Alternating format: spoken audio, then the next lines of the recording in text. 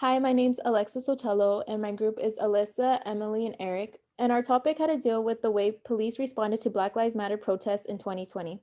The way the police responded through violence has caught our attention, and through thorough research, try to find solutions to change the system of policing. We believe no life should be taken prematurely at the hands of those in authoritative positions. Black Lives Matter is a movement and an organization that was created in 2013 out of the murder of a young Black teenager, Trayvon Martin. In the wake of the COVID 19 pandemic, the Black Lives Matter movement was able to bring awareness to multiple murders under the hands of police officers, including Breonna Taylor and George Floyd, among many. In our research, we found many insights into the damaging ways that our police officers are currently trained.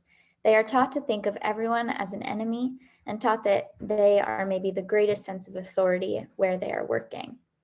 A USC professor states, police are afraid because they are constantly barraged with the message that they should be. A Black police officer in New York Times said that the answer to racist policing is not taking away all the good that policing can do, but rather in changing what it means to police. Our ultimate vision would be that police forces would not act militaristic or oppressive in their operation. They would be of the people and for the people, not trained to be against the people that they serve. They would lead and not conquer, doing so in a peaceful but strong manner. There would be freedom to protest without fear of violent interference by police officers.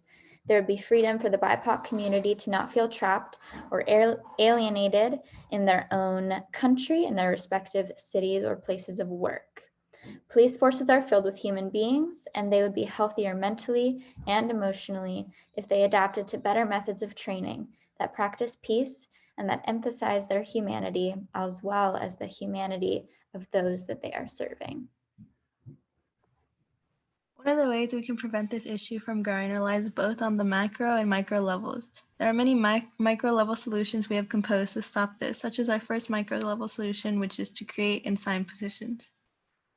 This allows us to inform others, along with bringing the attention to officials who can see how the issue affects the community and those around us.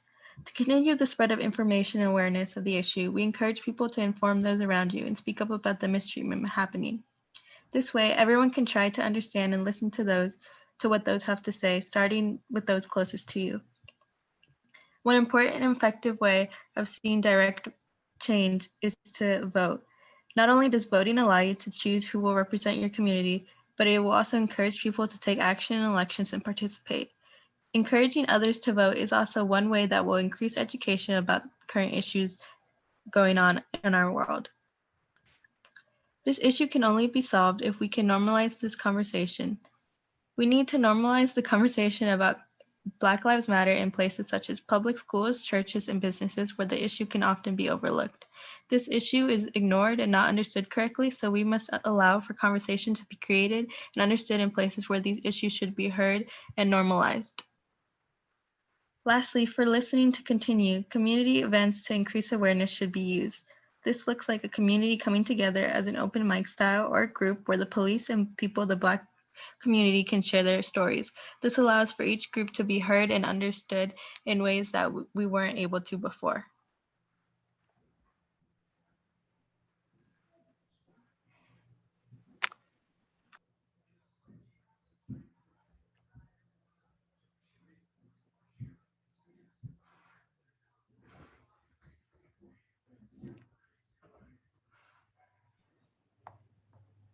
From a macro lens, there are various solutions that must be exercised at the institutional level in order to solidify the demands for change being made all around the country. First, we believe our society must redefine what it means to be a police officer in the United States. So this can include a reform and training as a whole to undo the stereotypes and eliminate the fear factor in police forces that idealize violence. Um, Building on this idea of police reform, police demilitarization, and improved training to limit the use of force has been effective in other countries. For example, Switzerland uses an alternative or lenient policing option when there are low-risk crimes being committed, such as shoplifting. To see a long-term change, BIPOC communities must reinvest in education, health, and safety, and put an end to broken windows policing in predominantly Black communities. rather than investing in the criminalizing, caging, and harming of the Black community. Another viable solution encourages social workers within the Black community to advocate for minority groups in hopes of minimizing the racial wealth gap in communities, providing opportunities to eliminate unfair treatment in the workplace, and improve the quality of life as a whole.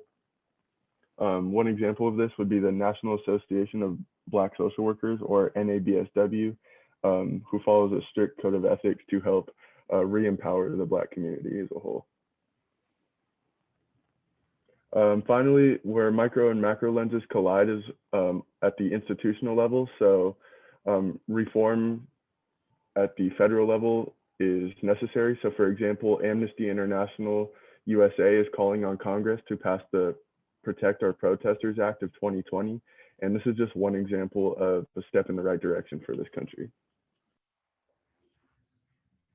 Throughout this presentation, we were able to address the way police have responded and how it has been considered unethical to many individuals. There are many solutions at the micro and macro level, as our group discussed throughout this presentation. Police should not intervene with violence, but instead should listen to those who are advocating for the Black Lives Matter movement and understand what they are trying to fight for. Taking these into consideration, many of us can start making a difference. And a special thank you to my group for taking time out of their day to research and understand the current problems arising through the Black Lives Matter protests that are still occurring today.